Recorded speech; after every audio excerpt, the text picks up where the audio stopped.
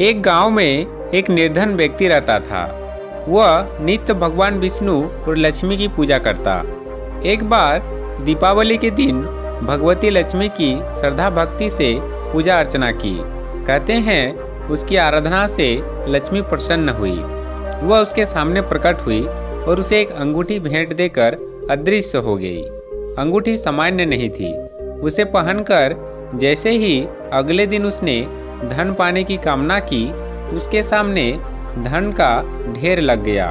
वह खुशी के मारे झूम उठा। इसी बीच उसे भूख लगी तो मन में अच्छे पकवान खाने की इच्छा हुई। कुछ ही पल में उसके सामने पकवान आ गए। अंगूठी का चमत्कार मालूम पड़ते ही उसने अपने लिए आलीशान बंगला, नौकर चाकर आदि तमाम सुविधाएं प्राप्त कर ली। वह भगवती लक्ष्मी की कृपा से प्राप्त उस अंगूठी के कारण सुख से रहने लगा। अब उसे किसी प्रकार का कोई दुख, कष्ट, चिंता नहीं थी। नगर में उसका बहुत नाम हो गया। एक दिन उस नगर में जोरदार तूफान के साथ बारिश होने लगी। कई निर्धन लोगों के मकानों के छप्पर उड़ गए। लोग इधर उधर भागने लगे। एक बुढ़िया उसके बंगले में आ गई। उसे देख वह व्यक्ति गरज कर बोला, ये बुढ़िया कहाँ चली आ रही है? बिना पूछे बुढ़िया ने कहा, कुछ देर के लिए तुम्हारे यहाँ रहना चाहती हूँ। लेकिन उसने उसे बुरी तरह डांट डपट दिया। उस बुढ़िया ने कहा, मेरा कोई आसार नहीं है। इतनी तेज बारिश में कहाँ जाऊंगी? थोड़ी देर की बात है। लेकिन उसकी किसी भी बात का असर उस व्यक्ति पर नहीं पड़ा।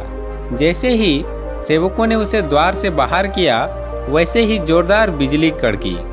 देखते ही देखते उस व्यक्ति का मकान जलकर खाक हो गया। उसके हाथों की अंगूठी भी गायब हो गई।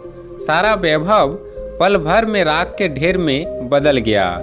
उसने आँख खोलकर जब देखा तो उसके सामने लक्ष्मी जी थी, जो बुढ़िया कुछ देर पहले उसके सामने दिनहीन होकर गिड़गिड़ा रही थी।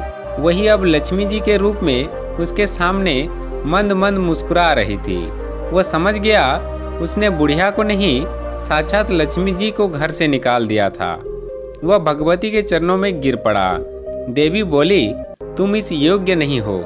जहाँ निर्धनों का सम्मान नहीं होता, मैं वहाँ निवास नहीं कर सकती। यह कहकर लक्ष्मी जी उसकी आंखों से ओझल हो गई।